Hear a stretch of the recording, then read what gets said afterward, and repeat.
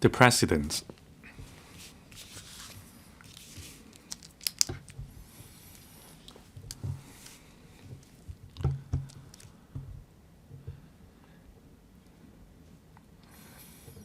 Good morning. Debate now resumes. Dr. Priscilla Leung.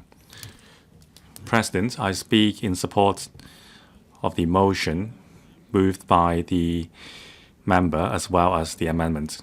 President Xi, in the report to the 20th National Congress and also the closing session of the two sessions, mentioned numerous times one country, two systems.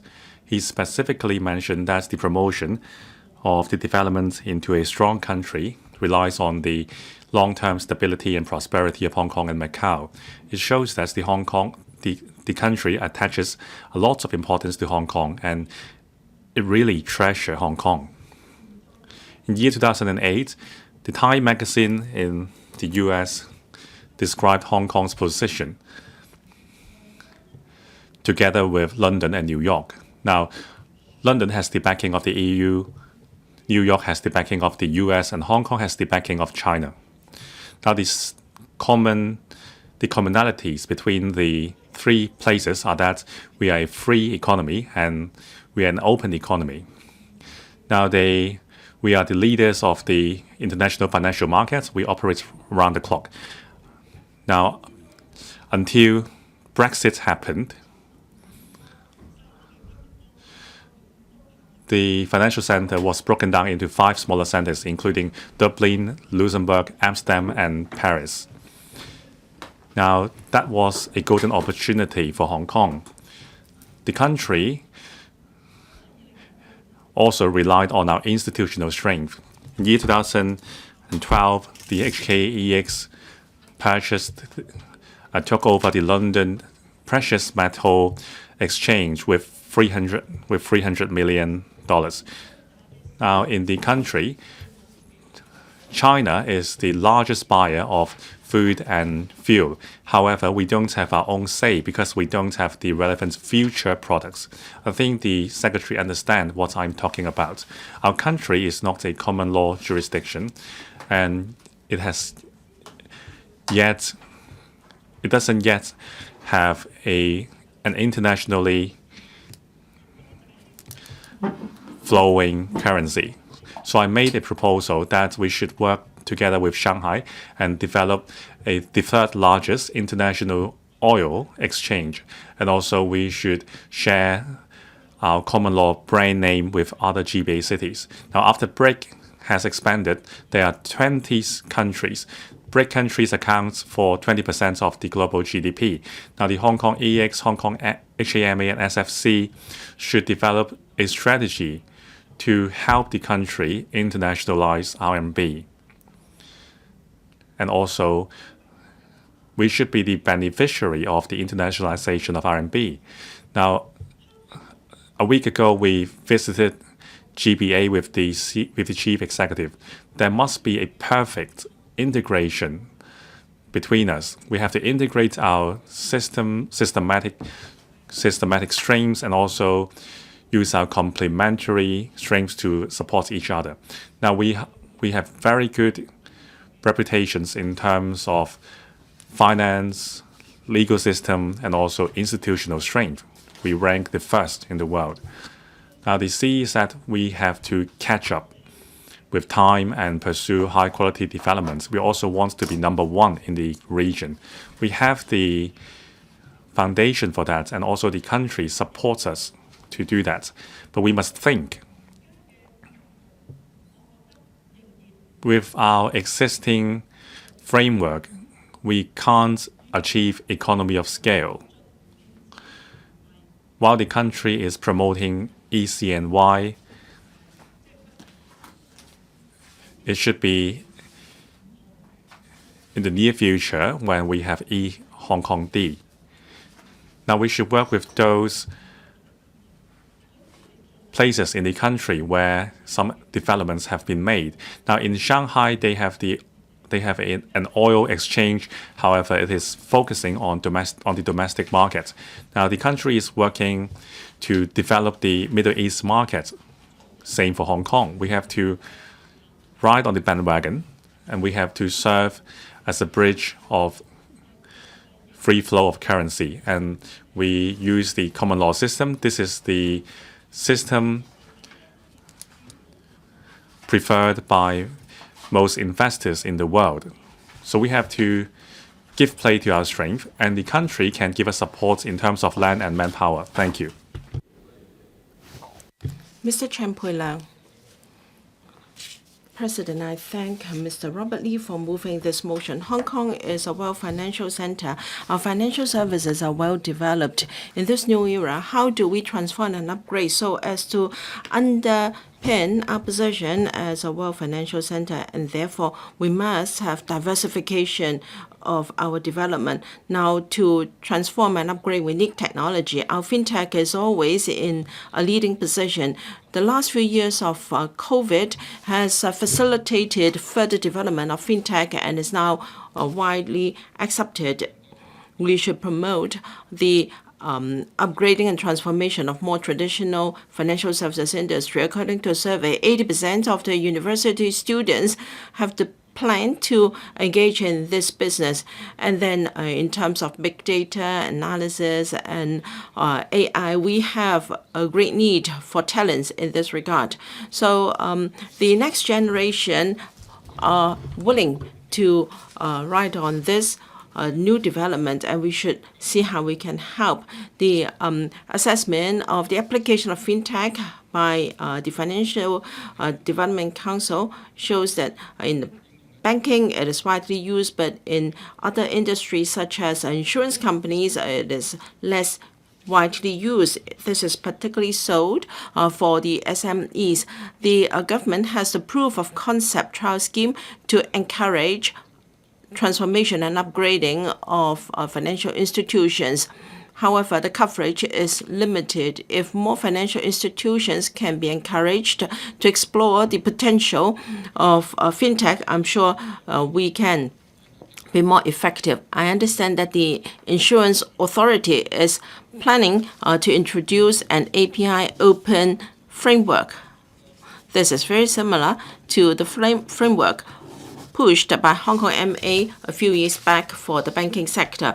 This can help the insurance industry to scale new heights, and then consumers can also compare different services on the platform. This can promote innovation and can promote the development of the insurance sector. However, most of them do not have resources and the expertise to do it. So SMEs find it difficult to apply fintech in their daily business. Of course, there are a number of factors at play. Capital and human resources are the bottleneck. The government should provide more incentives and facilitation measures to encourage the industry to use INT products to increase digitalization. The financial sector has used various ways and means to promote the use of new technology, such as using eKYC technology. Using digital recognition and biometric, they can tackle money laundering activities and also fake customers. Now, we must have a clear roadmap. We need all regulators, including the SFCIA and Hong Kong MA, to work together to explore the possibilities of collaboration among different sectors. The government must take a visionary approach in leading this transformation. The application of fintech is behind the situation in the mainland. According to reports, fintech users in the mainland are all more than half of its population, and therefore I support the proposal by Dr. Johnny NG in his amendments. We should cooperate with the mainland, where fintech is developing rapidly. In terms of transaction volumes, they are among the largest in the world. We can work with the startups and also the fintech companies in GBA, and we can also start early and pilot implementation in GBA so that we can have more room for development of fintech products and services. With these remarks, I support the motion by Mr. Robert Lee and the amendment by Dr. Johnny Ng. Thank you. Mr. Jeffrey Ng. Now, for the business sector, SMEs in particular, have gone through a very challenging period in the past few years. After COVID, our economy has been dealt a heavy blow. Now we have resumed normal travel with the mainland, and our economy is on the way to recovery. The government must launch more measures to help our enterprises to recover, and there should be measures to promote the use of fintech. We have quality entrepreneurs and investors, but we have lose out in terms of this competition for talents because of new emerging economies, and the commercialization of R&D outcomes need to speed up. GBA is the best interface for Hong Kong to integrate with the economic development of the country. We can work with cities in GBA so that we can promote transformation and upgrading of industries. The government should encourage technology companies to transform and commercialize their products. There should be matching subsidies and tax concessions for startups in particular. There are 5 R&D centers in Hong Kong subsidized by the government now. I suggest that the government review the functions of these centers in promoting R&D. Their roles and functions should be reviewed to suit the future development of Hong Kong. The government should target at new emerging industries such as molding, prototypes, and also biomedicine. And in other cities in GBA, there should be bases for R&D centers and collaborate with mainland factories in the production of R&D products. The government is committed to developing the Northern Metropolis, life science, AI, data science, fintech, and advanced manufacturing. These are high-end industries. They should be incorporated in the plan of Northern Metropolis so that these industries can be new growth engines for Hong Kong and lead us into high-end, high-value development. Fintech is an industry we have an advantage. I suggest we expand our markets into the GBA so that people can join IPOs, and then there should be more Wealth Connect and Stock Connect, etc., so that we can have more mutual access of markets. For instance, Security Connect and also Bond Connect, Fund Connect, etc. Of course, while we promote the development of fintech, we have to pay attention to financial security. Hong Kong is a place with plenty of transactions. We must review the state of financial security to prevent systematic financial incidents. And the government should strengthen collaboration in green finance with GBA so that more organizations can have fundraising for green projects in Hong Kong, and we can promote the development of green finance in both places. Of course, we still have to face the problem of human resources. The government should have more plans and cooperate with primary and secondary and universities in Hong Kong to encourage more young people to join the green finance sector. We have to enrich our talent bank. I'm sure this government is committed to leading Hong Kong into a diversification of financial and economic development. I hope the government can spare no effort in promoting the upgrading and transformation of industries so that there can be integration of an efficient government and an efficient market. We can have more quality jobs to provide more career opportunities for our young people. Dr. Wendy Hong. I support the motion and the amendment. Over the past 20 years, our function as a financial center has been greatly improved. We have become a super connector where international and domestic capitals meet, we are one of the several international financial centers in the world. However, we have lost all our manufacturers. And also, the services industry has moved to the virtual platforms as well as away from Hong Kong. Now, there are fewer and fewer high-quality employment opportunities for young people. They have less upward mobility compared than before. Now, to turn around the situation, we have to promote the industrialization of Hong Kong and also developments of our real economy. I would like to speak on how we can make use of our international financial center status to diversify our economy. Now, I think the international financial center idea is out of touch. Now, why do I say that? We are a platform where capital can have a due direction flow. However, these capital does not stay in Hong Kong. They are not linked with the development of our local industry.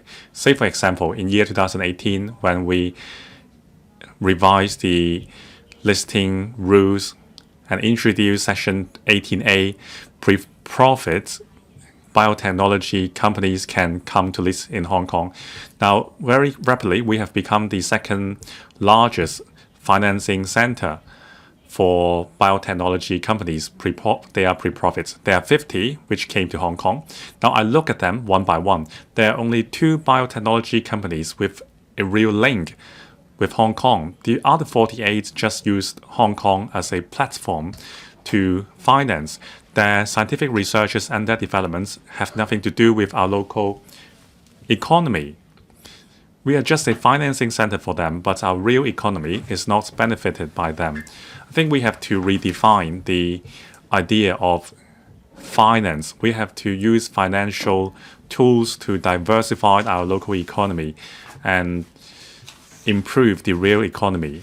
Now, last year, in the policy address, the chief executive announced the establishment of the Hong Kong Investment and Management Capital Management Limited. Now, I think this is a very important step towards using financial markets as a tool to redefine our economy. I fully agree with that. This is a huge step taken by the government. That is the establishment of the HKIC, Hong Kong Investment Corporation. However, since the establishment in October, the progress has been slow. There have been many inquiries made. However, we don't see articles of associations, investment principles, direction, portfolio. There is not even a management. So I hope the government can speed up the establishment of the Hong Kong Investment Corporation and make sure that it can serve the development of the real economy. Now, second, Section 18C. Several months ago, once again, we revised the listing rules and introduced 18C so that special technology companies which do not meet the requirements can also come to list in Hong Kong. But this is repeating the 18A, the 18A's introduction. It won't help our real economy. Now, compared with the GEM, the threshold is much higher. So I think we should introduce a board with a lower threshold. However, there should be the requirements that the listed companies should have a real link with Hong Kong. There should be real contribution to our real economy. This will make us not only a financing platform, but also a place where industries can thrive. Well, this philosophy can be applied to many industries. Say, for example, the arts and culture and creative industry. We can also make use of financial tools to boost its development. We can make reference to a lot of overseas examples. Thank you. Mr. Rokshan, President, last year, when President Xi visited Hong Kong on the 1st of July, he mentioned the 4 aspirations for Hong Kong, one of which is to continuously enhance our growth impetus. All along, we have very vast room for development, and we have very good foundation. I support the government in aligning with the national strategy of GBA development, Belt and Road, and high quality development. Now we are at a critical stage from stability to prosperity. We should align ourselves and ride on the bandwagon of the high quality developments in the country. We should help our industries to transform and upgrade. So I support the original motion and the amendments. The DAB will continue to proactively assist the government in enhancing the growth impetus in Hong Kong continuously. Last year, the DAB published the policy suggestions on how we can collaborate with the GBA in terms of finance. Now, we should develop a green and sustainable financing center together with the GBA and strive to have municipal governments and financial institutions with a sound finance to come to Hong Kong and issue green bond, and also attract more investors from the GBA to issue mid to long-term green bond in Hong Kong. There should be a standardized green finance standard in the GBA and also a common depository, and also there should be an interfacing platform in the GBA concerning green financing. And also I support the government in further enhancing the connectivity in our financial markets and contributes to the internationalization of RMB. There should be a better southbound and northbound connect system. And also the government should expedite the connection between FPS and also the settlement system, so there can be cross-boundary, cross-bank, real-time remittance. Now the DAB also supports building Hong Kong into a financing hub for ASEAN countries, so that more startups and unicorns in the ASEAN countries will come to Hong Kong to list. Now the SMEs have been facing a huge financing challenge recently. So last year, during the policy address consultation, we put forward some suggestions, including learning from the startup board in the Shenzhen exchange, and improve our own listing regime to attract startups with potential to list in Hong Kong. And also there should be an accurate definition for the startup segments in the listing regime. Now we have to offer sufficient financing channels and support measures for startups. Now we can see that it has become much more difficult for startups to finance, to raise funds through the GEM. They are losing interest in GEM. As a result, there is very little transaction. In year 2021 and 22, only one company listed on the GEM. Well, with the market so quiet, investors' interest would be losing the interest in GEM, and the GEM is essentially in an ice age. So I hope the government can roll out measures to revitalize the GEM. I support the motion and the amendments. Mr. Stanley Ng. President, I speak in support of Mr. Robert Lee's motion and Dr. Johnny Ng's amendment. Hong Kong is in great need of industry transformation and upgrading. We need to seize our country's development opportunities. Once the boat sails, there's no going back. We need to dovetail with national development strategies, pursue high-quality development and industrial transformation and upgrading. And that's how we can keep pace with the new era, new development, boost our competitiveness, and stay ahead. I agree with Mr. Robert LEE that on industrial upgrading and transformation, we need to train up talent. For the full upgrading and transformation of industries, we need to think about how to help employees reskill and upskill. That's why I propose that the government should show resolve and roll out the following measures. First, for emerging industries and the 8 centers, we need a development blueprint for manpower to meet those goals. In short-term, medium-term, and long-term development, we need a plan for manpower development. For our education, vocational, professional educational training, employee training, for all industries, we need training, nurturing, and enhancements to the learning and also to manpower. Second, for upgrading and transformation, we need to provide enough support for sectors to help employees upskill to meet the needs of upgrading and transformation. Third, for workers who cannot adapt to the upgrading and transformation, there should be suitable jobs for them. Enhance retraining to ensure their livelihood. Fourth, review and set up effective measures to boost the labor participation rate. We need to encourage diversified career options. We need to unleash the potential of local labor force, boost overall productivity. President, I so submit. Mr. Eric Yim.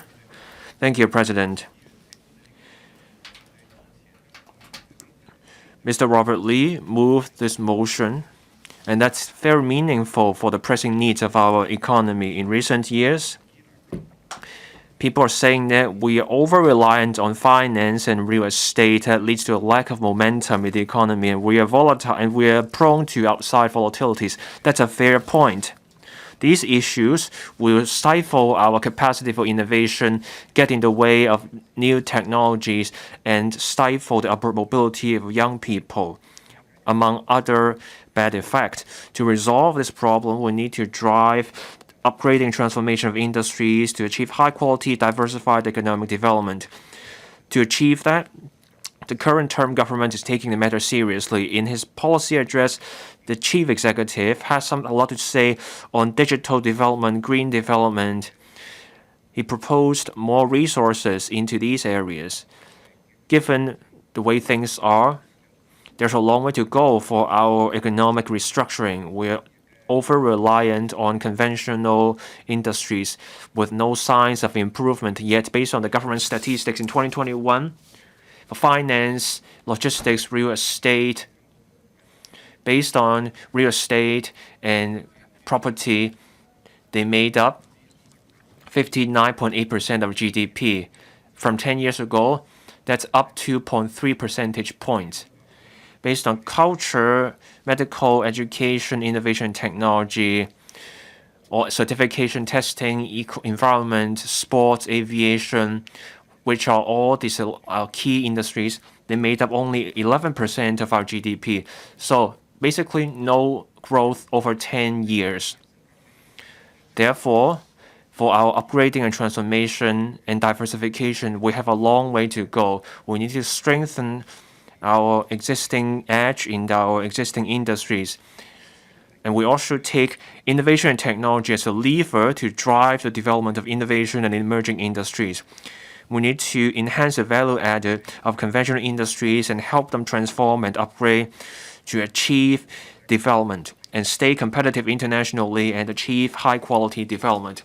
I suggest the government should further enhance measures to achieve strategic measures as a matter of urgency, and the following measures should be considered to enhance the industries. First, policy guidance and policy support. The government, in its top-level planning, should provide talent, capital, and market support, especially in land. There has to be analysis of land and housing supply, and that will help create greater capacity for industrial development, lower development costs and the risks. Second, we should also enhance the use of technology and also strengthen the transformation of technology. There should be more measures to help firms do R&D and make use of technology by transforming, commercializing them. We should support research institutes and universities to work with the other Greater Bay cities on science and technological innovation so that INT can play a greater role in Hong Kong's development. Third, promoting digital development, smart development, and green low-carbon development. On these three areas, the government should proceed with the work and also take an integrated approach involving conventional and emerging industries. For creative industry and other industries, we need more value to be added and create new impetus for development. Fourth, enhance financial innovation. Finance is the greatest pillar industries. We need sustained efforts to promote fintech development. We need new financial products to meet different needs in the market. Fifth, promoting diversified trade development. As we work closely with the mainland, we need to promote trade with Belt and Road countries, RCEP countries, and also African, South American countries to shift away from the over-reliance on Europe and the US. We need to develop multilateral relations. President, we have multiple challenges and we're also seeing new opportunities in upgrading transformation. We need to seize them. I submit the motion and the amendment. Mr. Chen Kin-po. Thank you, President. I thank Mr. Robert Lee for moving the motion for us to discuss this matter on upgrading and transformation of industries to drive financial industry development. The government has done a lot of work. There is foundational research and also a lot of work towards implementing what's under the 14th Five-Year Plan. We've just passed this bill on family office and also the cross-boundary wealth connect. Now we're full steam ahead in our recovery. I believe all this work can go ahead smoothly. As we drive the industrial upgrading and transformation, there are several things we have to do. We need to create capacity in the market. Without market support, industrial support cannot go ahead. That's the key to success. In the past, we have done a lot of work in terms of industry development, but because of a limited market, development was stifled. Now we're seeing a sea change with our country's support. Our city can continue with development, and we should achieve mutual access with the GBA cities. Our market will go from 7 million to 18 million people. And with the integration, there will be endless possibilities. We need to seize the opportunities from GBA development. Over the past 3 years, we had COVID, mutual access hit a brick rock. We need to make up for lost time today. With GBA, it's going full steam ahead, but the government should tread every step cautiously. With the financial industry, Hong Kong and mainland are subject to different rules and laws. We went on the visit to the GBA. We met with many officials from the mainland provinces. We had frank exchanges. The mainland was upbeat about the GBA development. They were willing to dig deeper in the development. So our officials should have the same mindset, be proactive, get in touch with the mainland. We should have frank exchanges, let each other know what we are looking for. The insurance industry is pushing for upgrading and transformation and also mutual access. The government announced that starting from July, we will have a quota-free system for Hong Kong cars to go north, and there are also insurance for the insurance industry. That's the first step. Now, for Hong Kong cars going north, they have to buy the motor vehicle mandatory liability insurance. Now, these people can go to Hong Kong insurers and they can have the policy coverage. That's mutual access. This measure means convenience for car owners. This is also the first cross-boundary insurance product. This is a good start. We hope there can be more diversified insurance products with broader coverage. The Hong Kong Insurance Association proposed that for GBA's population, we need a systematic product that can be used across boundaries. That's a health platform we're talking about, which is modeled on our health insurance policy. We should have a private insurance market so that people with the coverage can access Greater Bay Area hospitals with care and compensation. It should be able to waive the admission deposit, and once they are discharged, they shouldn't have to pay based on the coverage. People from Hong Kong can go to work or pursue studies or retire in the GBA. Healthcare problem is a major problem. My proposal can offer greater convenience so that when people go north, they can go there fully assured everything will work out. The government should look into this. Mr. Lai Tong Kwok. I thank Mr. Robert Lee for his motion. With regard to this motion, I'd like to focus on point 3 of his motion, and that is driving the commercialization and industrialization of R&D results, and to encourage the industries to utilize R&D products and services. As early back as in 2019, Hong Kong UST collaborated with an enterprise in the mainland which develops robots, and then there was a commercialization project focusing on spare parts of robots and the building materials and also the polish on the robots. The products went through tests, and in November last year, the authorization for transfer of copyright was signed. I went on the trip with the C to GBA, and we visited an enterprise, and we saw the application of robots in the construction industry. They could pave tiles, and they could spray paints on walls, etc. There are 33 types of construction robots to carry out various stages of construction. Is being used in Foshan and Xiamen, and there are 3 benefits in the use of robots. First, we can reduce reliance on manpower. As we all know, we are short of construction workers. In particular, we are going to launch a number of infrastructure projects. The demand for construction workers will only grow, and the same situation happens in the mainland. Although it is a very attractive industry for farmers and rural workers, but the reliance has reduced recently.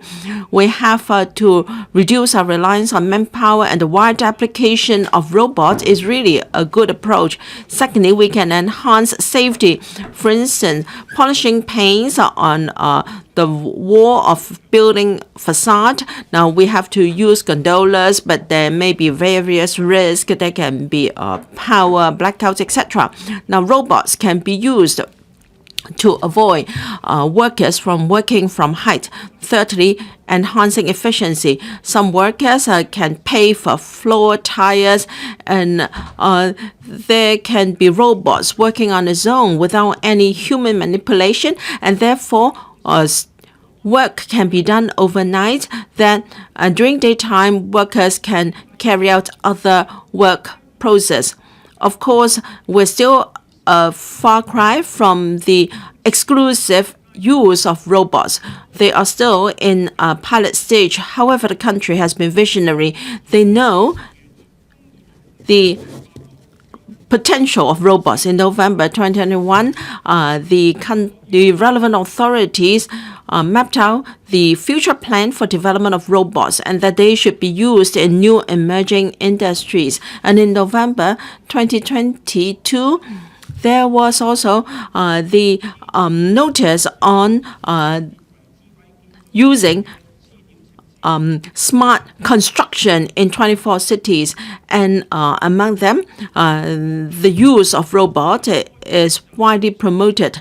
Now, if we can address the various challenges, then construction robots really have a bright future. Our trip to the GBA on the use of construction robots gave me the impression that the country is developing rapidly. And then we also have robotic technology in Hong Kong. When can it be applied in Hong Kong? The Hong Kong UST's cooperation with a mainland enterprise is a good example. Our R&D capacity can go on the world stage. What we need is resources.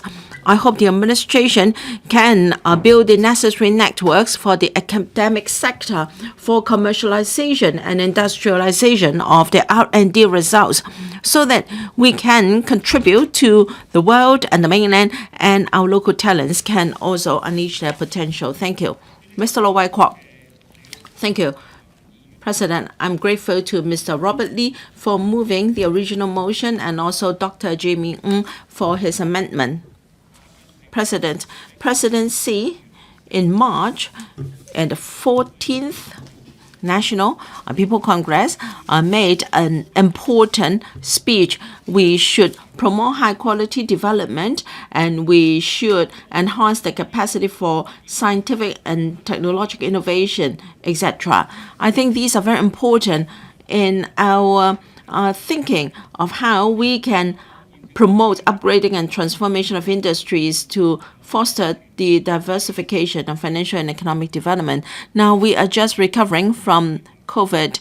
Now there is a rise of protectionism around the world and people are competing for resources, and therefore the government must think out of the box and adopt a proactive manner, and we must fully utilize our advantage of having the support of the country and being well connected to the world, and we should expedite the nurturing of new emerging industries. The Policy Address 2022 set up oasis, and we should focus on life science and AI, data science, advanced manufacturing, and new energy technology as our focus in the future, so that we can attract strategic technology enterprises and leading enterprises to Hong Kong. That is a very good point. And of course, we must enhance innovation so as to promote transformation. We have to consolidate our traditional industries, including financial services, tourism, and other services industry. And we can also develop new industries such as food processing so that we can diversify in our future development. And we should prioritize the use of resources in terms of land use, tax concession, etc., and market development, and also the collaboration of the academic and the business sectors. And we should, when we develop the Northern Metropolis and the Victorian Metropolis, we should help to drive commercialization and industrialization of R&D. We should improve our funding criteria for universities. We should award R&D talents that have made contributions, and we should improve our procurement mechanism so that we can use local R&D products. The EMSD has got an online platform for I&T collaboration to match the needs of the government and R&D capacity of local companies. I think this is something we should continue to do and promote. To promote diversification of our local economy, the SL government must fully utilize our advantages, such as our R&D capacity, and we have rich services industries. In 2022, the blueprint for I&T development for Hong Kong was promulgated, and we have to improve our I&T ecosystem. We should promote the interaction of upstream, downstream, and midstream sectors. That is the right direction, but we must adopt a multi-pronged approach. We must fully utilize our position as an international wealth center, a financial center where we have a lot of capital, and we must unleash the potential of our academic, business, and research sectors. We should promote the development of the Loop area, where we are going to have the Hong Kong Science and Technology Park, and also our Hong Kong Shenzhen Science and Technology Zone. We must expedite the development of smart city and also digital economy. We should integrate with GBA and encourage the mutual use of electronic payment. We should discuss with GBA cities to discuss tax concessions and also immigration and custom liberalization measures. We should set up a platform for exchange of R&D talents so that we have the collaboration of industry chains, etc. Thank you. Mr. Benson Look. Thank you, President. We are grateful to Mr. Robert Lee for his motion and Dr. Johnny Ng for his amendment.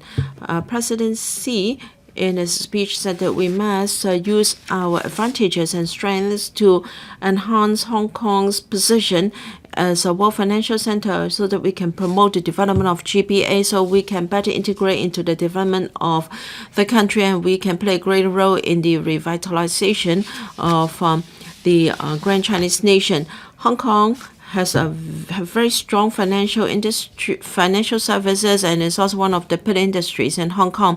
However, because geopolitical tensions, situations get complicated. Hong Kong is an important financial window of the country, and we face fierce competition and challenges. The financial services must upgrade and transform themselves, and I think there are 4 ways for the government to consider. First, Hong Kong has to consolidate its inherent strengths, and we should use our strengths to achieve innovation in financial services. In terms of stock and bond, etc., industries, we are important middle person between the world and the country, and we should continue to strengthen our role in this regard. And we should also launch innovative financial products. For instance, we should make Hong Kong an Asia bond center, and we should be a place for issuing green and national bonds, and we can provide ESG certification and accreditation service. And we should explore the possibility of making Hong Kong carbon reduction training center. We must push ahead with the transformation and upgrading of our financial infrastructure in order to cope with ever-changing needs and development. We are now rapidly developing fast payment system. We should expand the coverage and scope. In particular, we should work with the country so that we can have cross-boundary retail payment systems to enhance mutual market access with the country, and we can have a better interflow of data with the country so that we can enhance liaison with financial markets in the mainland. And thirdly, the government must expedite the pace of development of digital industry or economy. Now, we are the first place for the pilot scheme outside the country, and I think these are good signs.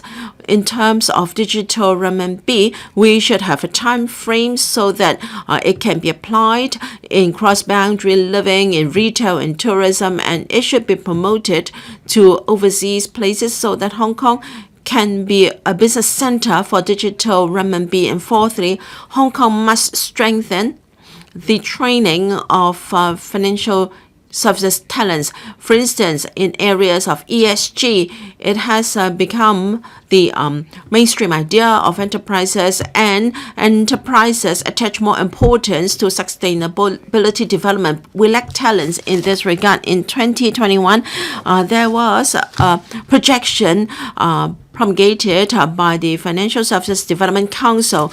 It is said that only 14% of the practitioners had full understanding of ESG, and the same report was shown that 90% of our Treasury institutions were enrolled in related programs. However, I understand that the government has noted the situation. For instance, the Hong Kong MA has got this banking qualification framework, and in last year, as a policy address, there was also a pilot scheme for training of green and sustainable fintech people, and I think this efforts should be recognized. We must start training our ESG and fintech talents, and we should build up the interest of secondary and tertiary students, and encourage our young people to join the green finance sector. Thank you. Mr. Appen Wong. President, now every customer needs different products. For a business to be sustainable, we have to have a wide range of products to cater to different customers' needs. As the most important financial center in Asia, we have always adopted this principle to offer a wide range of financial and professional services for our clients to choose. Now, this is why we have the premier reputation as an international financial services center in the past. Now, I thank Mr. Robert LEE for moving this motion so that we can talk about the developments of the financial services market and also fintech to diversify our products. I support it. Now, I would like to point out that to diversify our financial services market, we cannot just rely on inventing more products. We have to make sure that capitals from different places can set up a presence and be directed into Hong Kong. Companies should be allowed to list in Hong Kong if they meet our requirements. I would like to say that we are moving backwards in this regard. Our financing market has been very quiet over the past few years. Now, I believe that Mr. Ambrose Lam and also Mr. Robert LEE from the financial services and legal sector also understand the situation. Now, the IPO market in Hong Kong has been very robust. It has been the premier fundraising platform for companies of different sizes. It is also one of our most important sector, with the highest number of practitioners. Now, in year 2018, the HKEX removed the mechanism for switching from GEM to the main board to tackle the so-called shell companies. Well, it really dampened the market a lot.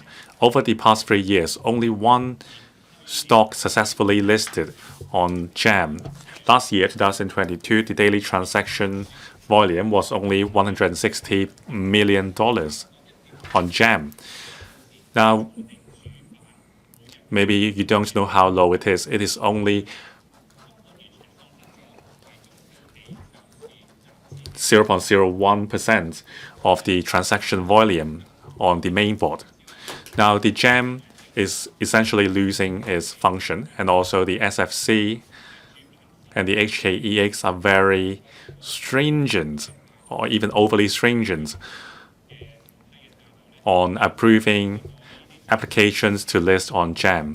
It is essentially banishing our SMEs from our fundraising platform. Now, my accounting sector, Mr. Ambrose Lam legal sector, and also Mr. Robert LEE's financial services sector have always been providing professional services for fundraising purposes. Now, our trades have been telling us that in the past there were a lot of SMEs coming to Hong Kong to list, so they require their service.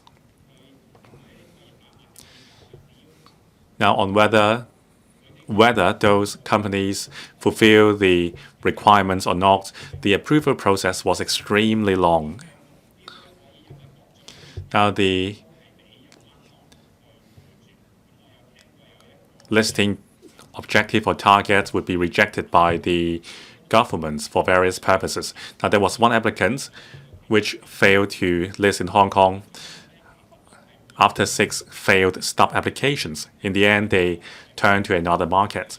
Well, these all seriously undermine our position as an international financial center status. Now, the trade are telling me that they would even advise the clients to go to other places to list. Don't waste time in Hong Kong. Now, under the 14th Five-Year Plan, we are an international fundraising financial center for the Belt and Road countries and the GBA. So this is our responsibility to make the system robust. Now, we have a lot of premier enterprises in the Belt and along the Belt and Road. There is huge potential. We have to tap this opportunity. If the SFC and the HKEX do not change their mindset in looking at the listing rules, if they are hindering the listing of SMEs in Hong Kong, this will hinder the diversification of our markets, and we can't fulfill our purpose. Mr. Holden Chow. President, First of all, I speak in support of the motion on comprehensively promoting the upgrading and transformation of industries to foster the diversification of financial and economic development. I thank Mr. Robert LEE for moving this motion so that we can put forward our views. Now, in terms of financial development, of course, we are talking about a wider range of financial products and our attractiveness to investors worldwide. Hong Kong has always relied on the international community. This is how we can fulfill our role as a connector between the country and the world. I must point out, however, when we talk about diversifying the financial markets and connecting to the world, we have to focus on the likelihood that companies from emerging markets will come to Hong Kong to list. This is the key. Last year, the DAB paid a visit to ASEAN countries. Now, my takeaway from the trip is that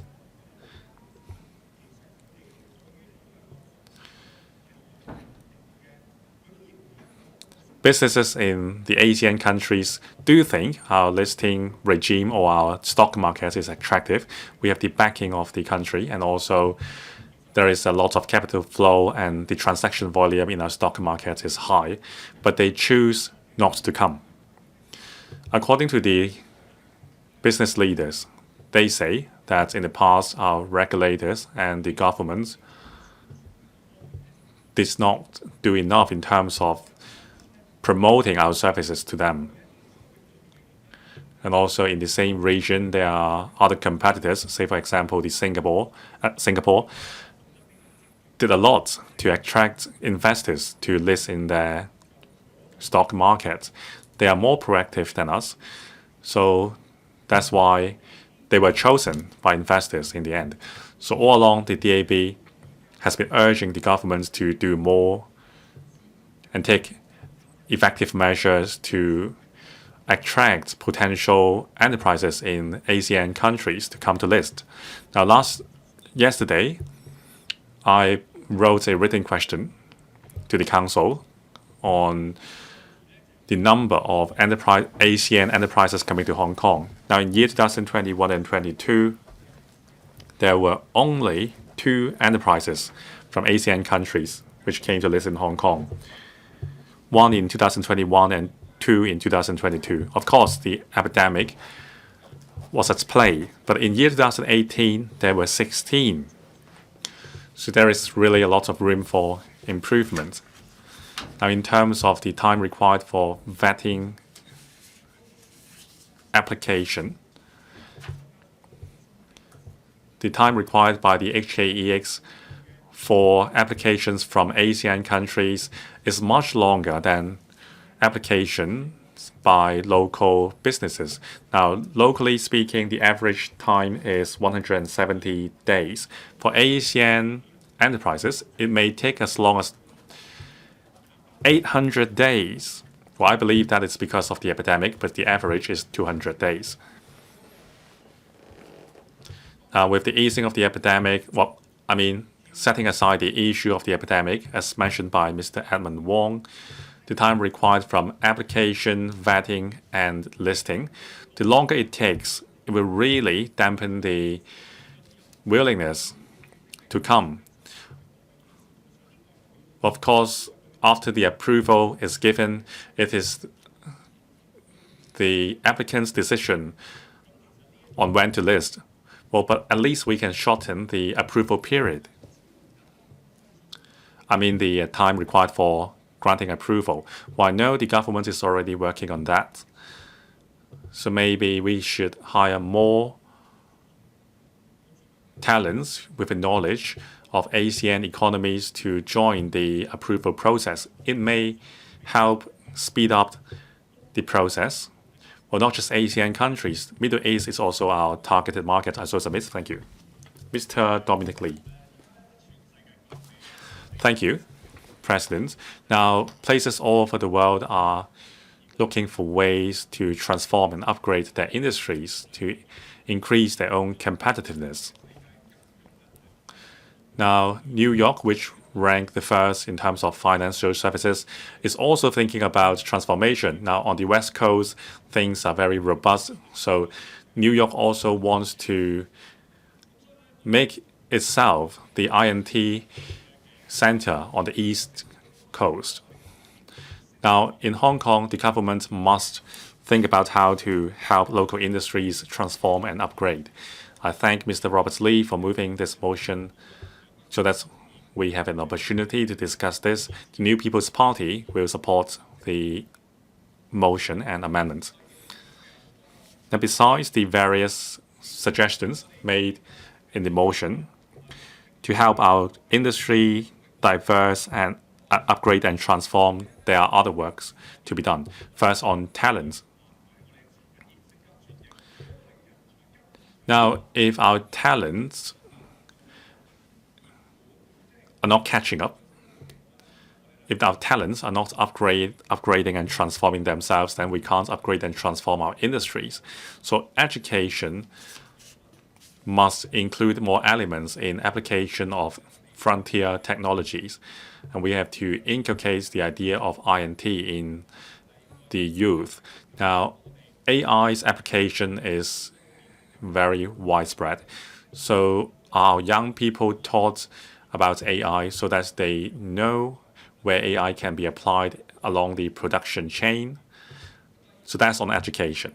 Second, now we are always talking about integration into the national development strategy. So in terms of commercialization of R&D, how can we connect with the country?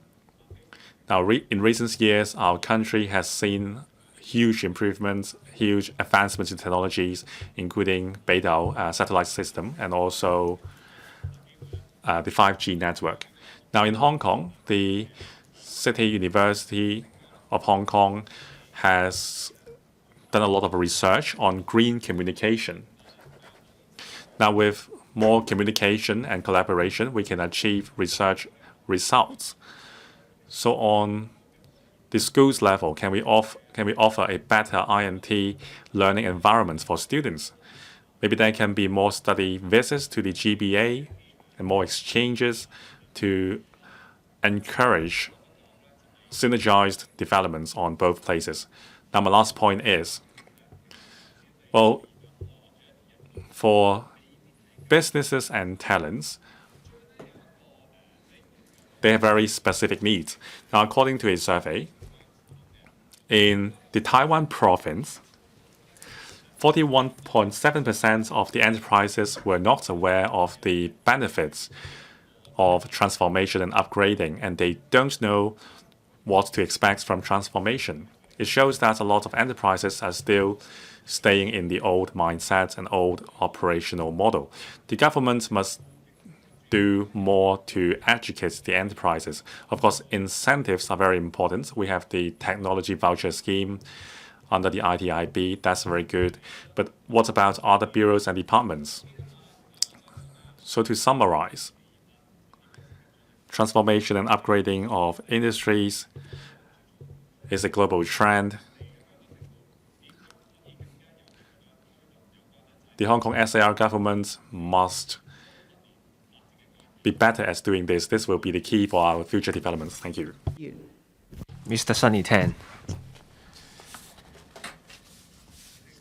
President, I speak in support of Mr. Robert Lee's motion about upgrading and transforming our industries, promoting financial and economic diversification. We have the support of the central government. We're going from order to stability to prosperity. The 14th five-year plan sets out the 8 goals for us.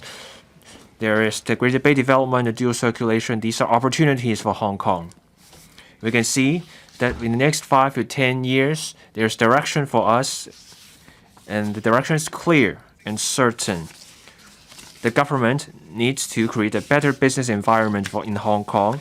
We need to better pool policy resources, provide support for various industries to make use of technology and innovation technology. And we need to help address the bottlenecks in industries to promote upgrading, transformation, and diversification of industries. President Xi Jinping stressed that we need to build up strength and achieve self-reliance in technology. Recently, I joined the visit to other cities of the GBA. I saw for myself the cutting-edge technological development in our country.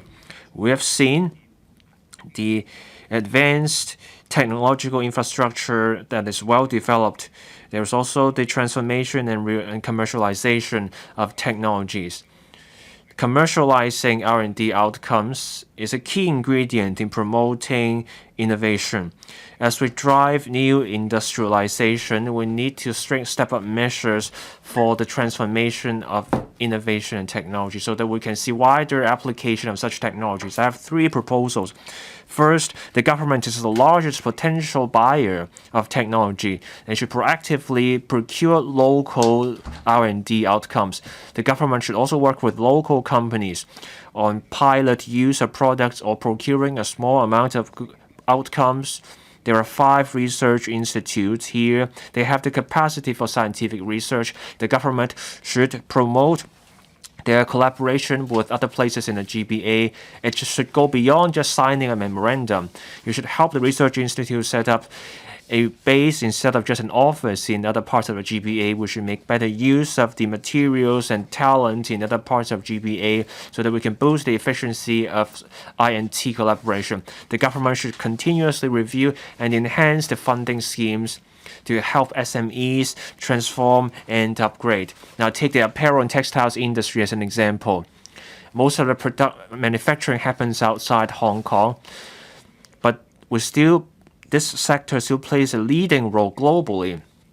And this is actually part of the pillars of Hong Kong's economy. Based on the Industrial Association, productive and manufacturing makes up 42% of the area, and the fashion industry is also a source of inspiration. We should work with also TV and other forms of media. We should promote collaboration.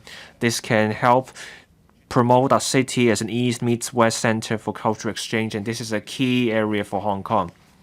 We need a blueprint for emerging industries and also for textiles and apparel and conventional industry. It has the solid foundation, so we should have this dual-pronged strategy. We need a direction for emerging industries, and then for conventional key industries, we need to work together for the industry as a whole to have a blueprint.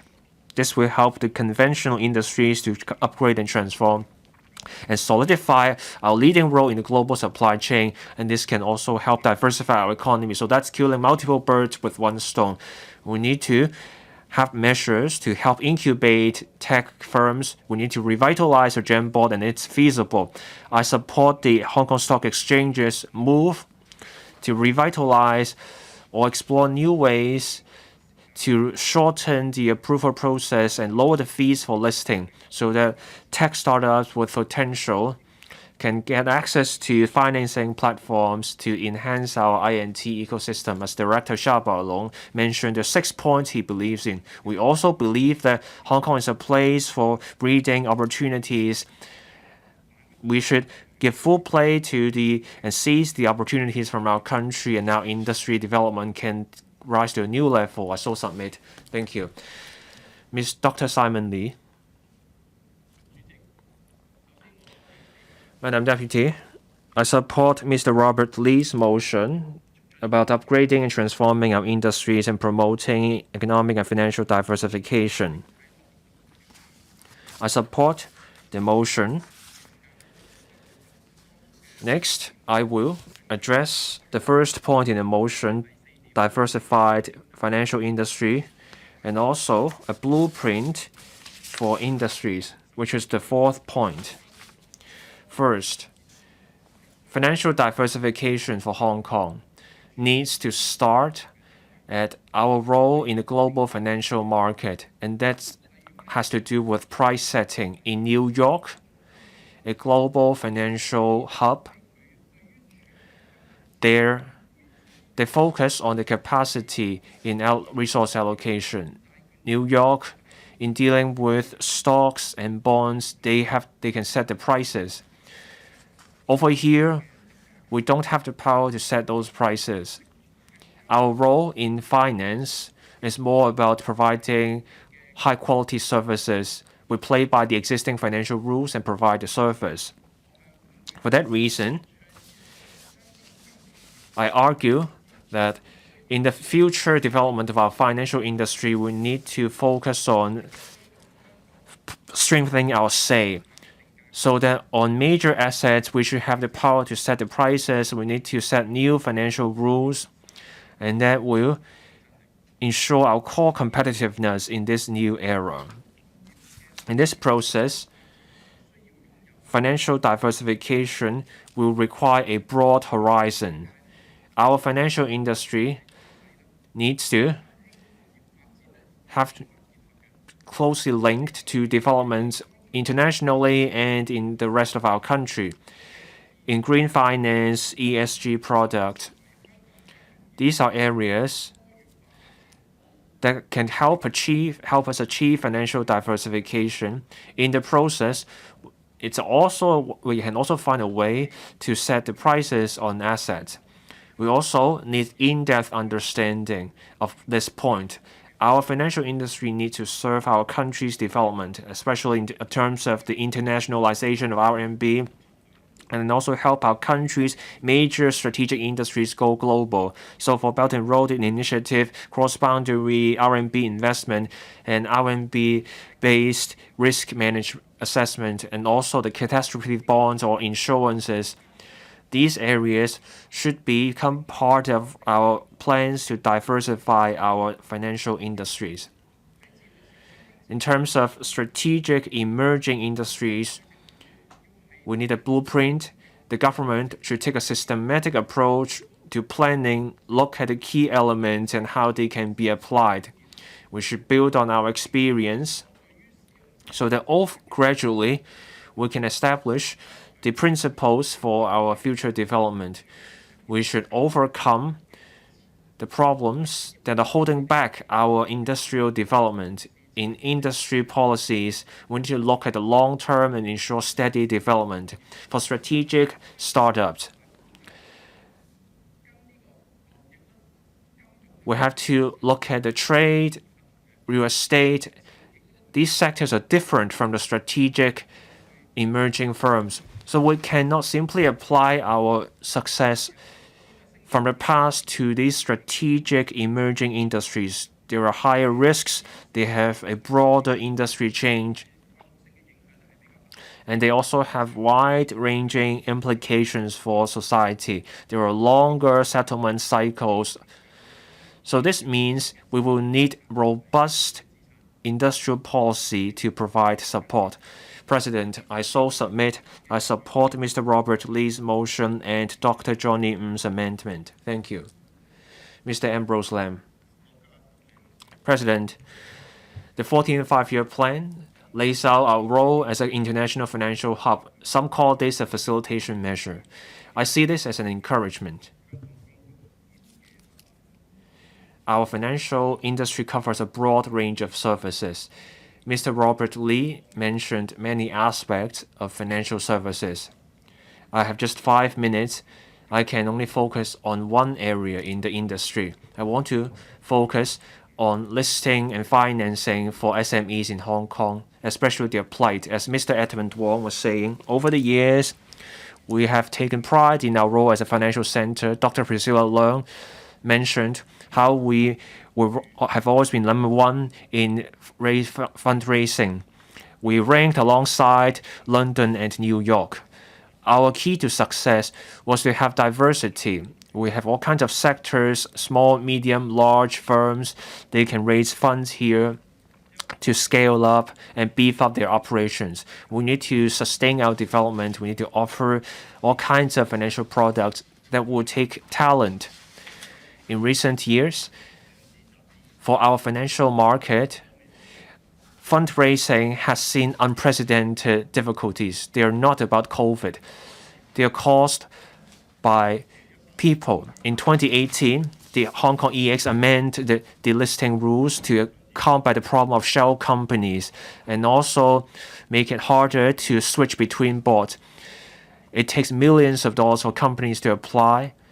And after the changes, there was a sharp drop in listing. In 2018, there were 75 GEM board listing, and 2020, no more GEM board listing. So the GEM board was only in existence in name. Let's look at the new rules. The older companies would not have been able to be listed, and they would not have become the multinational firms they are today. The Securities and Futures Commission and the Hong Kong Stock Exchange are watchdogs. They have the duty to protect investors. But many in financial services, accounting, and legal services came to Mr. Robert LEE, Edmund Wong, and me. They mentioned issues where the smaller firms got left out. For SMEs and ASEAN companies, even when they do meet the listing rules, the watchdogs put all kinds of hurdles in the way so that these companies, applicants have to back off. This wastes the firm's time and millions of dollars in listing expenses. That also hurt our reputation as a financial hub. Our financial sector cannot offer predictability for clients and also the time and the expenses to maintain our professional image. We have patriots in Hong Kong, but the only thing we can do is to refer these clients to places like the US, Dubai, Switzerland. Small firms get left out. That does nothing for our financial industry. The practice hurts the local financial industry, which offers listing services. If we don't fix it quickly, we will see irreversible damage to the industry. The relevant department said raising the threshold for listing is to protect investors. This is putting the cart before the horse. The financial market is there not to offer chances for speculation. The market is there to help firms raise funds so that firms with potential and capable can scale up operation. It's not a casino. Investors need to do the risk management themselves. Hong Kong needs reform in its financial market. We need to redefine the GEM board so that we can revive the diversity we saw in the past. That's how we can shake up our position and regain our reputation as a financial hub. I support the motion. Thank you. Mr. Duncan Chiu. Thank you, Madam Deputy. I speak to support Mr. Robert Lee's motion to promote upgrading and transformation of financial services. Now, as we all know, we should use technology for boosting our production, and we must promote the use of technology in the financial services sector. At the past few years, of course, the government has taken the lead to invest in new technology. There are various plans and projects, but still there are bottlenecks. I hope the administration can promote further so that we can break through the bottlenecks. Now, on the application of technology, I agree with Mr. Sunny Tang. The government should take the lead in its procurement policies. We should adopt local R&D products and services. Now, the government attaches or gives priority to local companies, but that doesn't mean that we are giving priority to local products and services. We should give priority to local products and services, just like what Singapore is doing. We should have various incentives. For instance, the use of the technology voucher is a good thing, but then many enterprises are of the view that the government can expedite the processing of applications, and there should be more subsidy options. For instance, we can have SaaS model, and there are still restrictions in the voucher scheme. When it comes to electronic payment, many visitors who come to Hong Kong are pleased with our technology development.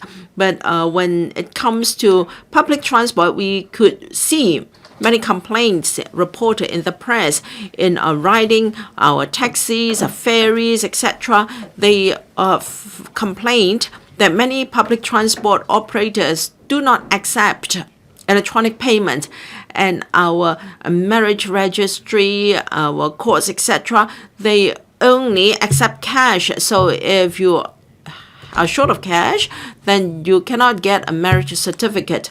So we should enhance the use of electronic payment to raise our international image.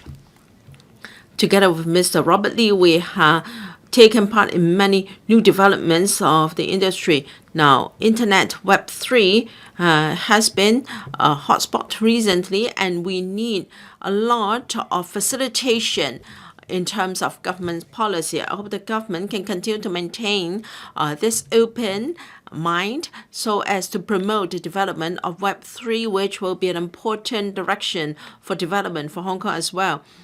We should expedite the implementation of the Raise Plus scheme. I hope it can be launched as soon as possible so that when it comes to commercialization of university R&D products, we can work faster. We can incentivize universities to commercialize their R&D products to benefit the community. Now, we should ask the administration to provide more incentives so that professional investment funds can come to Hong Kong. In fact, many of these funds were interested in coming to Hong Kong, but perhaps it's because of the future fund and the Hong Kong portfolio mainly focus on large size funds. We should encourage funds with a short maturity to come to Hong Kong to support seed companies. They can bring their teams to set up their business in Hong Kong. I hope there can be more promotion on the part of the government. Lastly, without talents, we cannot carry out these plans. Now we have the Top Talent Pass scheme that attracts high caliber talents to Hong Kong, but I think we can add more to the talent list. For instance, talents for a blockchain and for Web3, etc. We should expedite the implementation of the Top Talent Pass scheme, and we should start from education in primary and junior secondary education. We should encourage the development of interest in technology. With these remarks, I support the motion. Does any member wish to speak?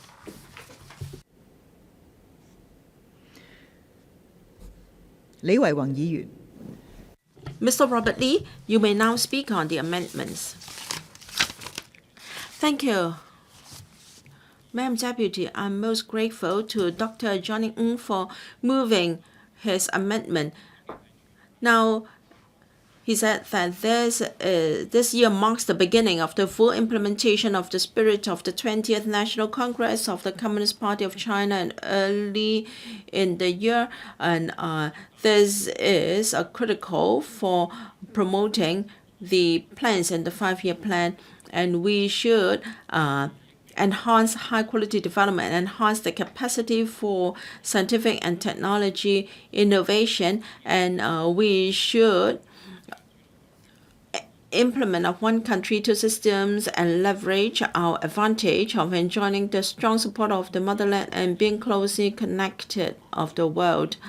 Now, with one country as the basis and with the advantages of two countries, we should play our role in connecting the East and the Southeast Asia, and then we should assist mainland enterprises to go out and develop overseas market. I agree with the 5th point in Dr. Ng's amendment, and that is to enhance cooperation with the mainland government to foster the development of fintech in GBA, and taking forward more early and pilot financial liberalization and innovation schemes, thereby proactively expanding the overseas markets for fintech products and services. In fact, this is in line with what I said in my speech. For instance, expanding cross-boundary wealth management connect, where we must allow more finance intermediaries to take part and to enrich our products that will help to expedite the integration of our financial services with that of the GBA. And I agree that our mutual market access should be expanded. We should have a commodity futures connect and new bonds connect and new securities connect, etc. The 30 articles in Tianhai Development seek to enhance mutual market access of Hong Kong and the GBA cities. It is encouraged that in GBA we should have more cross-boundary financial activities. I hope the regulators of the two governments can announce policies as early as possible so that the sector can cooperate to develop the business in both places. My motion and Dr. Johnny Ng's amendment seeks to expedite transformation and upgrading of industries. Hopefully, members can support us so that we can further our economy and enhance our growth impetus. Thank you. Under Secretary for Financial Services and the Treasury, Madam Deputy, I thank Mr. Robert LEE and Dr. Johnny Ng for moving the motion and amendments. I also thank members for their invaluable views on promoting the upgrading and transformation of industries to foster the diversification of financial and economic development.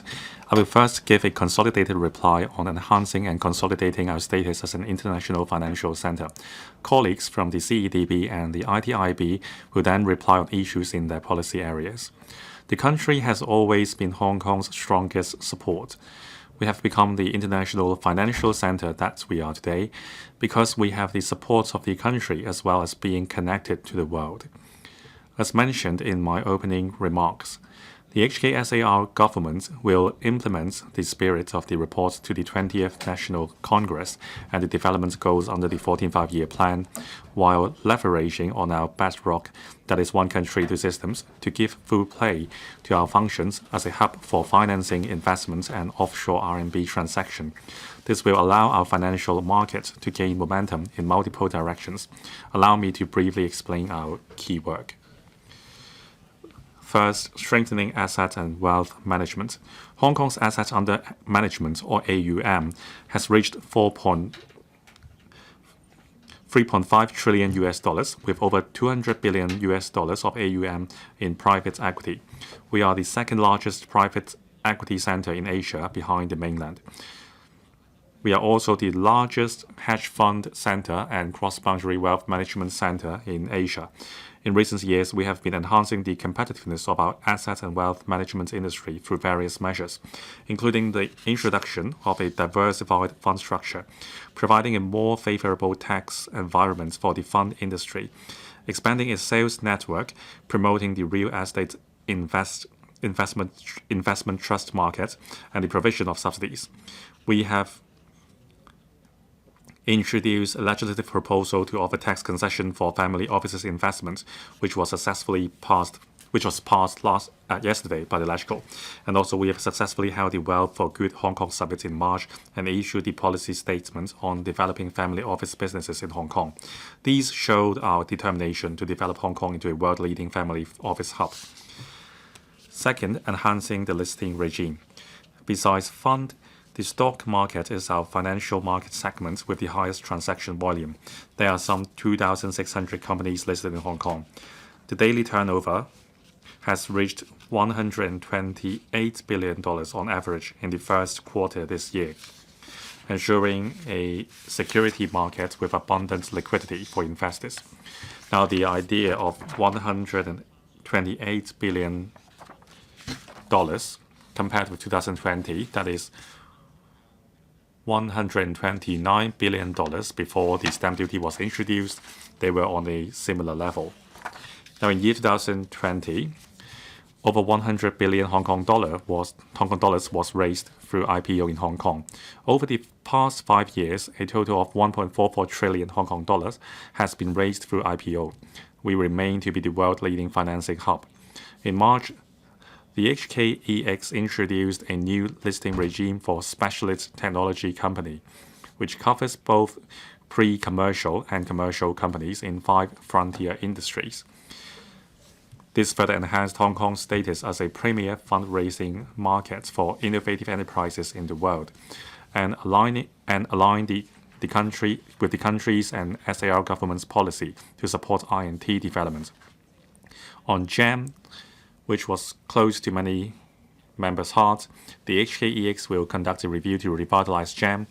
Specific reform measures will be announced this year for better serving SMEs and startups' financing needs. 3. Developing offshore RMB business. We are actively promoting RMB-traded securities. We have introduced legislative amendments to exempt stamp duty payable by market makers. This is to tie in with the dual counter market maker scheme to be launched by the HKEX in June for enhancing the dual tranche dual counter model. Some 20 listed companies with higher liquidity have announced their applications to set up a RMB counter with the HKEX. It shows that the model is welcomed by the market and has potential for further expansion. The SFC and the HKMA are having close liaison with the mainland authorities for the swift inclusion of Hong Kong stocks in the RMB counter, so as to bring convenience to mainland investors, as well as enhancing the use of RMB in the Hong Kong stock market.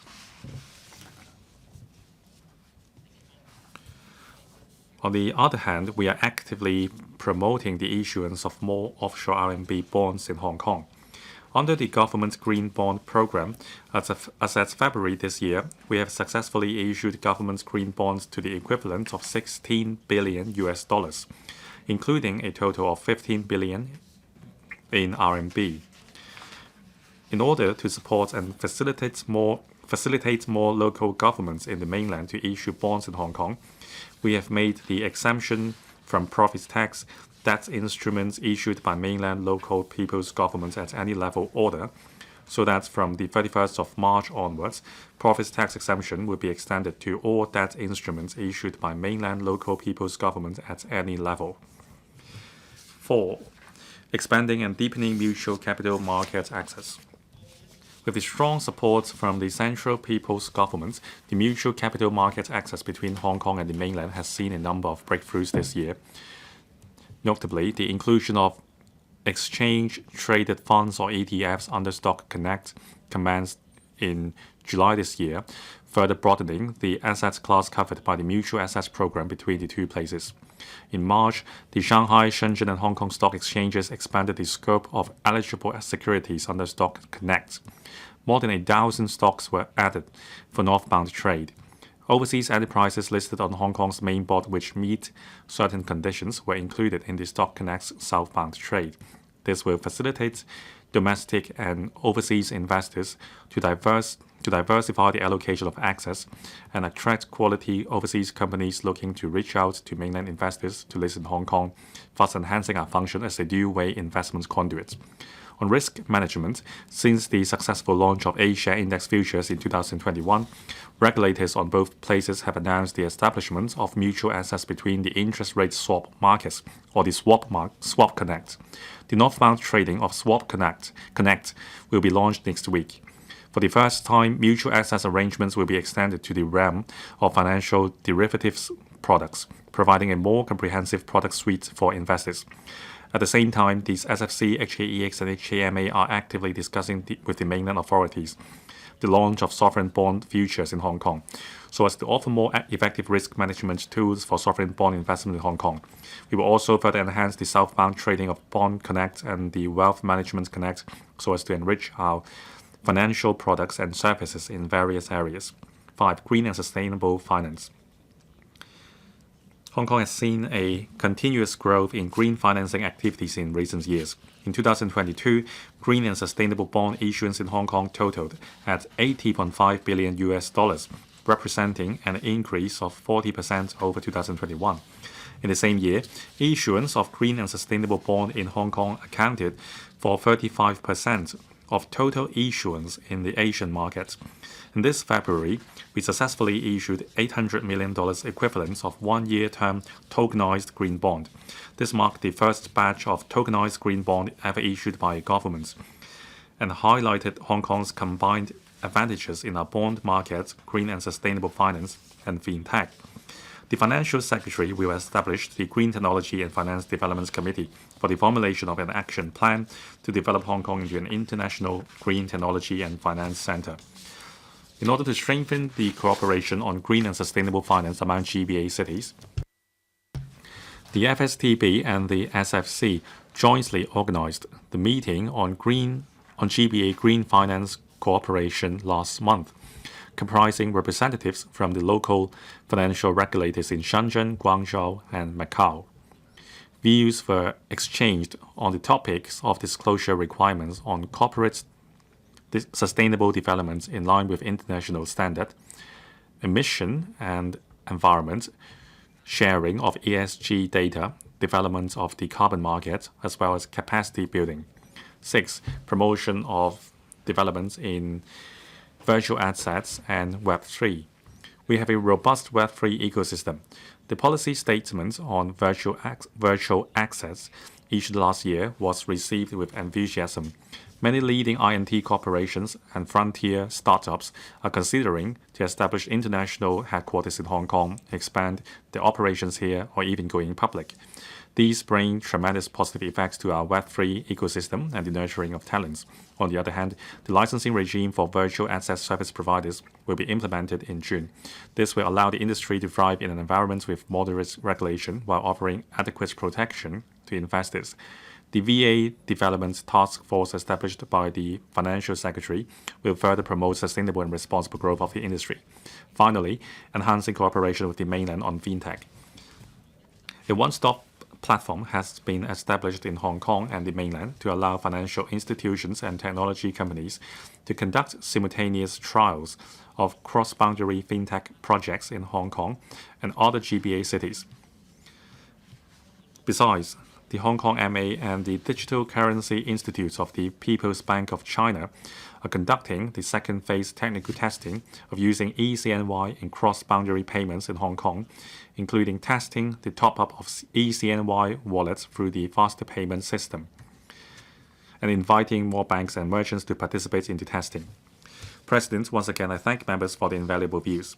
The Hong Kong SAR government is confident in following the directions and goals under the 14th Five-Year Plan, seizing development opportunities in the country and abroad, creating favorable environments and conditions for contributing to the development of the nation's financial system and real economy, and leading Hong Kong's financial services industry to achieve high-quality development. I so submit. Thank you, President. Undersecretary for Commerce and Economic Development. Madam Deputy, first I thank Mr. Robert LEE for his motion, Dr. Johnny NG for his amendment, and other 30-plus members for their helpful comments. I will now discuss the government's plans to attract businesses and investments to promote a diversified economy in response to members' comments.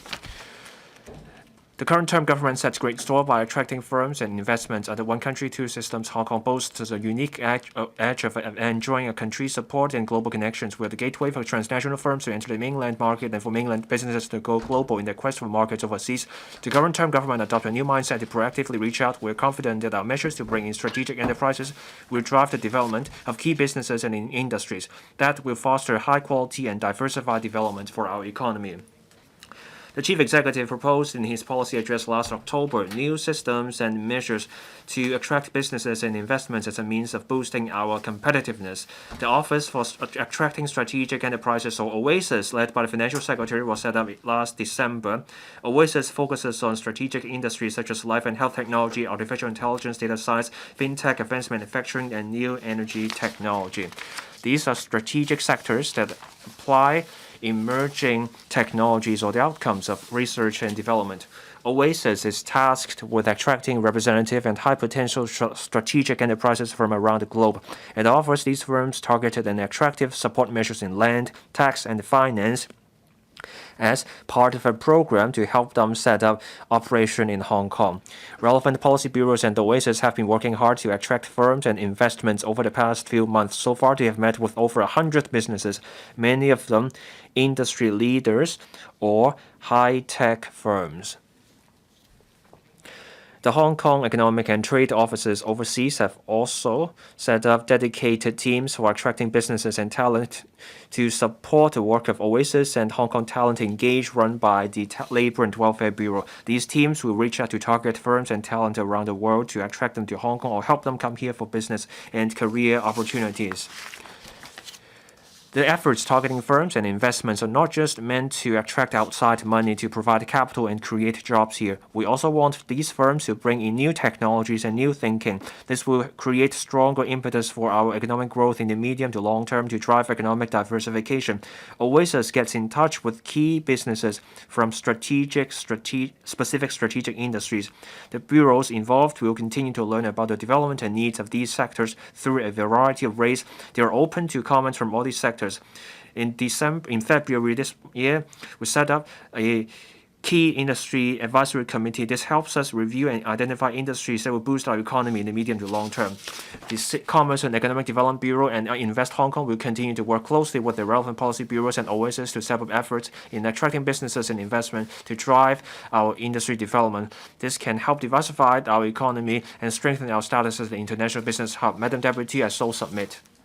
Under Secretary for Innovation, Technology and Industry. Madam Deputy, I thank Mr. Robert LEE, mover, and Dr. Johnny NG, amender of the motion. I'm also grateful to members for their valuable comments. I'd like to respond to proposals in the motion that are related to the Innovation, Technology and Industry Bureau. The National 14th Five-Year Plan gave clear support for Hong Kong to develop into an international INT hub, and that becomes the pointer for Hong Kong's future development. Mr. Yim Kong, Ms. Janice Yu, Mr. Shang Long, and Dr. Wendy Hong said that we must use INT to nurture new emerging industries. This is exactly the direction the Bureau is heading towards. As mentioned by Mr. Lau, we have to consolidate and strengthen our upstream R&D advantages. We should be committed to the transformation of midstream and downstream commercialization so that INT can develop with our industries so that we have new industries in Hong Kong to strengthen the impetus for sustainable development, to promote high-quality development in Hong Kong so that we can have new, real industry. We published the Hong Kong INT Development Bureau last year, and we are going to attract strategic technology enterprises and talents in areas of life, health and technology, AI and data science, advanced manufacturing, and new energy technology. And then we will promote the development of industries to encourage these strategic and leading enterprises to set up and expand their businesses in Hong Kong. We're working very closely with Oasis to formulate targeted and attractive supporting measures that cover what Mr. Ding Ho, Mr. So Chang-wing, and Mr. Lo Wai-kwok suggested. These measures should cover land, finance, taxation, and investment to tailor-made to these enterprises and to provide one-stop services for their staff. We're grateful to Mr. Tony C, who mentioned land use policy for industries. We're going to use the Hong Kong Shenzhen INT Park and also the Sentin Technopole to provide more land for the industry. We will make use of innovation and facilitation measures in GBA. As Mr. Wai Kwong said, we must make good use of the unique advantages offered by the industry chain and supply chain of GBA so as to attract overseas and local technology companies to set up their business in Hong Kong so that we can develop new industries in Hong Kong to build a vibrant INT ecosystem. Mr. Duncan Chiu and Mr. Lai Tong Kwok stressed that we must incentivize the commercialization of our INT products. We must have good use of these products. The government will continue to spend no efforts. We will enhance our efforts in promoting transformation and commercialization of these products. S3 has just set up its S3 INT Center. It will take the lead to match universities and also R&D institutions to promote collaboration between these two sectors. The policy address announced in its policy address last year that there will be a 10 billion raise scheme to incentivize more industries and also the academic and business sector to take part in the one-to-end transformation of R&D product that can have potential to become startups. We hope that we can launch the scheme within this year. Mr. Tani Sen also said that we should encourage the industries to utilize R&D products and services, and we must have more use cases and also supporting measures. We're committed to developing in this area. We have got the public sector trial scheme. We have the MSD's online platform for I&T collaboration. We have got the Smart Government Innovation Lab, and we have regular technology fairs to assist local startups, SMEs in particular, to match with economic organizations, to match government needs. We'll continue to work on this front. I understand that it's important that we have talents. Mr. Stanley Ng and Mr. Dominic Lee are very concerned about the supply of R&D talents in Hong Kong. We will encourage, we will nurture and retain our talents to enrich our talent pool in order to create a favorable environment for a vibrant I&T ecosystem. Madam Deputy and members of the Council will continue to work closely with stakeholders and listen to the suggestions of this Council and the sector so that we can fully utilize our unique advantages with the country as our backbone and being fully connected to the world so that we can make Hong Kong an I&T hub. Thank you. I now call upon Dr. Johnny Ng to move an amendment. President, I move my amendment. I propose a question to you that Dr. Johnny Ng's amendment be passed. I now put a question to you as stated. Will those in favor please raise their hands? Those against, please raise their hands. I think the question is agreed by a majority of each of the two groups of members present, that is, those returned by Election Committee and those returned by functional constituencies and geographical constituencies. I declare the amendment passed. Mr. Robert Lee, you still have 1 minute, 8 seconds to reply. Then the debate will come to a close. The Honorable Robert Lee. Thank you, Madam Deputy. I'm grateful to the 30 members who have spoken on my motion and also the amendment by Dr. Johnny Ng. I'm pleased to hear members' suggestions on how to promote and transform our financial and economic development and development of a financial services sector. Hopefully, we can work together to enhance and strengthen Hong Kong's position in financial services and in I&T. Once again, I thank members. I urge members to support the motion. I now put a question to you that the Honorable Robert Lee's motion as amended by Dr. Honorable Johnny Ng be passed. Will those in favor please raise their hands? Those against? I think the question is agreed by a majority of each of the two groups of members present, that is, those returned by the Election Committee and those returned by functional constituencies and geographical constituencies. I declare the motion passed.